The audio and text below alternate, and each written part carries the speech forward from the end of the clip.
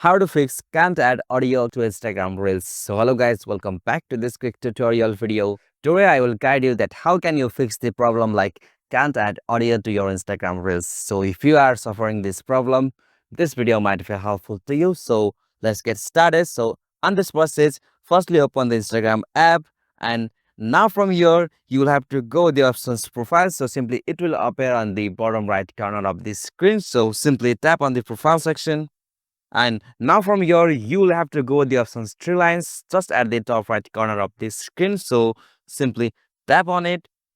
And now from here, you will have to scroll down at the bottom. So you have to scroll down and find the options logout. So here you have to do log out your Instagram account. So after you log out the Instagram account and logged into this account, you'll be able to add audio on this Instagram Reels. So this might be solved now. So if you are still facing that problem, you have to uninstall that Instagram app and you have to reinstall it from the App Store or Play Store. So now from there, your problem might be solved now. So hope this video was helpful to you, and please don't forget to subscribe our YouTube channel and hit the bell icon over there for more short tutorial like this.